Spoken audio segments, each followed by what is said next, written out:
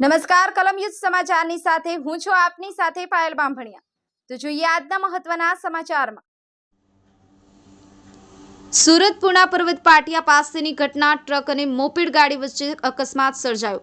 Moped ગાડી truck નીચે આવી જતા મોપેડ સવાર મહિલાને ઈજા પહોંચી લાઈવ વિડીયો આવ્યો સામે।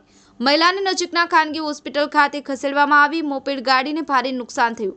શહેરના ટ્રક ચાલકોનો ત્રાસ યથાવત જોવા મળ્યો। ટ્રકના આગળની ટાયરમાં મોપેડ આવી મોપેડનો ચકનાચૂર થયો। મહિલા ટ્રક નીચે આવી જતા મહિલાને ટ્રક નીચેથી બહાર કાઢવામાં આવી હતી। કલમ સમાચાર સુરત।